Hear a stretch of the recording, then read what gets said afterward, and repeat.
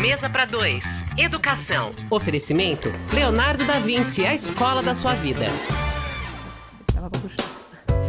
A gente conversa ao vivo com a Bia Albuquerque, do Leonardo da Vinci. Bia, boa tarde, bem-vinda, um prazer.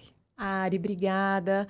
Agora a gente vai falar um pouquinho sobre educação, né? A gente vai trazer um tema que é muito bacana, que eu sempre gosto de assim, exaltar até a escola, né? Os meus filhos estudam lá no Leonardo e a gente tem essa ideia de que as escolas mais fortes, né, da cidade, tem aquela coisa da muito conteúdo, muita pressão e tudo. E eu acho que o grande barato da escola é deixar as crianças com vontade de ir para a escola. Muito legal. Sabe? Ter aquele prazer. Claro que vai ter dia que falar, ai, meu Deus, não queria, tô com preguiça. Mas o que eu acho que é muito bacana lá no Leonardo é isso. Trazer atividades fora da grade do currículo, que é o currículo exigido ali pelo Ministério da Educação, que é aquela Base Nacional Curricular Comum, Base Nacional Comum Curricular, trazer aulas e experiências diferentes. Então, a gente está falando de horta, um projeto para as crianças menores até o 5º aninho, ali até 10 anos, horta, xadrez, robótica, vários laboratórios, Olimpíadas de astronomia, de matemática, de física, de química. Então, assim, uma série de atividades que fazem um bem danado para esses meninos. Então, assim, a gente pode pensar em vários benefícios que a gente tem. Não é só, poxa, mas está deixando de dar conteúdo para ir para a horta. Está deixando de dar conteúdo para jogar xadrez, mas tem um aprendizado ali, que não é aquele aprendizado direto do quadro, do livro, mas que é um aprendizado de vida, de desenvolvimento de habilidades. Eu acho que esse é o primeiro grande ponto.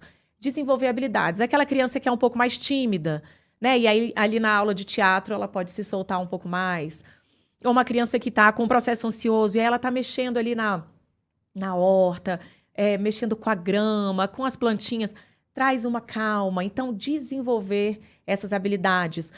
Aprender a se frustrar. Então, né, você está num joguinho ali de robótica e você perde. Então, você aprende a lidar com a frustração, com a perda, diminuir esse nível de competitividade. Então, desenvolver habilidades socioemocionais, eu acho que é o primeiro grande ganho. O segundo é a socialização. Muitas dessas atividades são feitas em grupo, né, de forma coletiva. Então, você aprende a esperar a sua hora, aprende a dividir o tempo. Então, aquele tempo, por mais que a atividade seja muito legal, não, agora é a sua vez, depois tem o seu coleguinha. Então, aprende ali a dividir o espaço e o tempo. E melhora a socialização. Então, tem atividades em grupo, que eles fazem as divisões de tarefas, né? Então, isso também traz uma noção do coletivo, de você estar ali junto, fazendo um trabalho que você precisa dividir a atenção e o tempo com outros coleguinhas. Eu acho que isso é uma habilidade que hoje em dia os nossos filhos estão com dificuldade, porque hoje é tudo muito rápido, né? Sim. Tudo muito fácil, Instagram, WhatsApp, o consumo de tudo é muito rápido. Então, ter essas pausas e esses respiros é muito importante. Você se cansa de tudo, né? Se a gente parar para pensar, muitas vezes a gente recebe um vídeo ou algum tipo de conteúdo, ou até mesmo quando a gente para ler um livro, por exemplo, a gente logo se cansa, porque já tem que ver outra coisa, fazer outra coisa. É uma demanda e uma urgência que não existem, mas que existem na nossa cabeça e que fazem com que a gente não consiga, por conta dessa demanda de ser multitarefa e de correr com o tempo e tudo mais, que a gente não consiga focar em algumas coisas importantes, de repente olhar no olho do nosso colega, perceber ali sensações, momentos, o que a gente está sentindo também, muitas vezes. E aí eu fico imaginando, né? De repente os pais, às vezes por desconhecimento mesmo, olham para uma grade e para essas atividades extracurriculares e não conseguem entender o que está por trás de tudo isso. Exatamente. Né? E tem muita coisa por trás de tudo isso.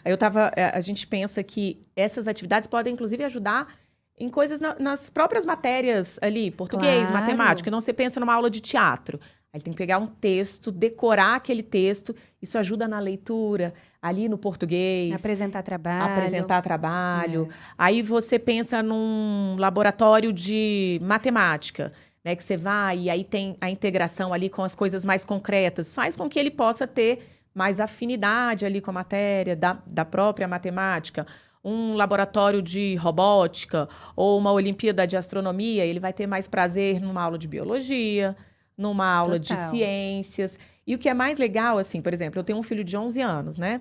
E ele adora, ele é muito curioso, então ele adora pesquisar tudo e ele sabe conhecimentos gerais, sabe? Assim, um pouquinho Sim. de cada coisa. Curioso mesmo. E aí, esse ano, a escola ofereceu a participação no laboratório numa Olimpíada de astronomia. E aí, a gente começou a estudar astronomia. Estudamos astronomia e fizemos vários testes, assim, na internet, para saber se a gente estava sabendo. E ele fez, ainda nem saiu o resultado. Mas ele falou, mãe, eu acho que eu quero fazer astronomia. Olha aí. Então, é essa descoberta de talentos também, isso é um outro ponto. Então, você tem ali uma criança que vai fazer um teatro, vai fazer, né? A escola propõe montar uma peça. Só que não precisa ser só aquele que vai ser o ator. Você tem um roteirista, você tem uma pessoa que cuida do cenário, então você tem uma pessoa que cuida do figurino. E ali você pode descobrir uma habilidade Sem dúvida. que você nem imaginou que seu filho poderia ter. Então, é o estímulo, né?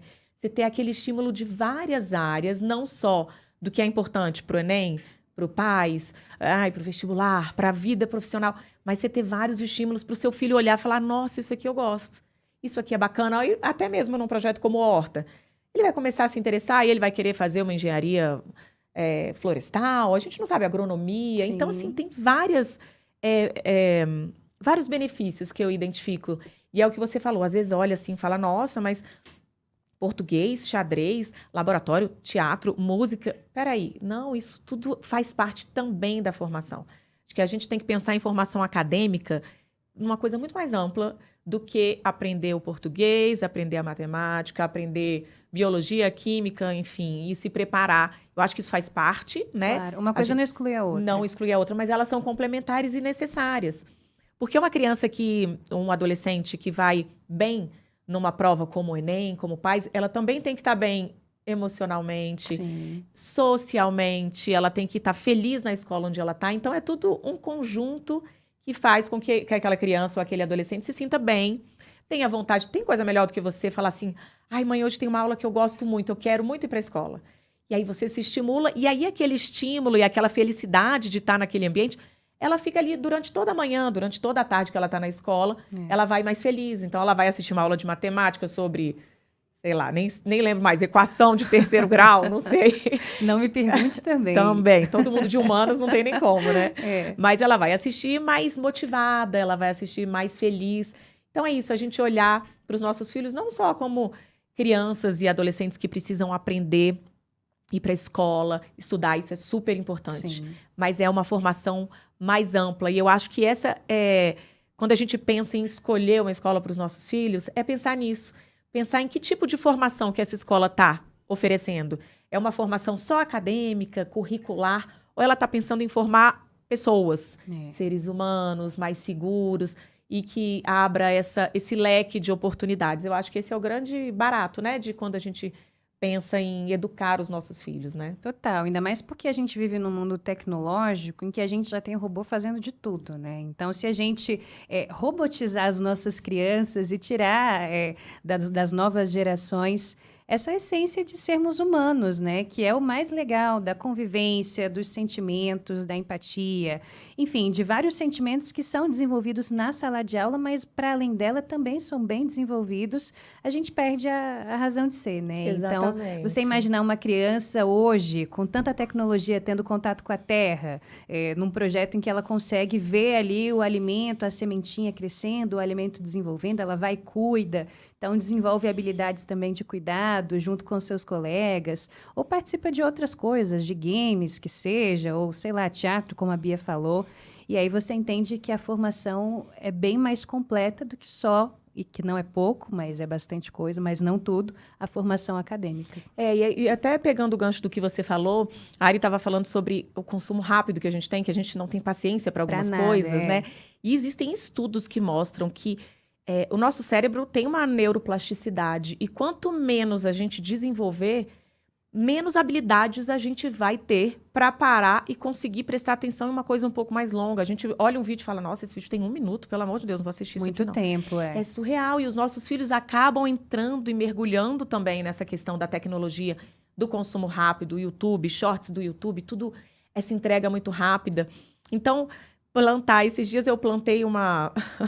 A gente comprou umas sementes e eu plantei. Eu tenho 2 pequenininhos também, né? De 4 e 5 anos. E aí a gente plantou as sementinhas na nossa horta.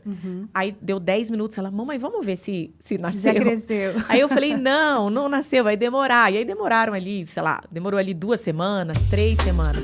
Mesa para dois. É aprender Oferecimento. a esperar. Então são projetos amplos que a escola pode oferecer que a criança plantou ali, ela não vai nascer naquela hora. Vai demorar, então aprende a esperar, aprende o cuidar, aprende que você tem que cultivar as coisas para você também ter algum ganho, né? Então entrega autonomia com a responsabilidade. Então, assim, é papo por aqui para muitos programas. Que demais. E se você tinha uma visão talvez deturpada sobre a importância dessas atividades extracurriculares, com certeza depois desse papo, pelo menos a reflexão valeu, porque a gente percebe que tem muito mais coisa além ali daqueles nomezinhos que a gente acha que muitas vezes estão só compondo uma grade, mas tem muito mais por trás disso, né? Bia Albuquerque, muito obrigada por hoje, foi um prazer, boa semana. Obrigada, Ari, boa semana, tchau, gente. Mesa para dois. Coluna de Educação com Leonardo da Vinci, a escola da sua vida.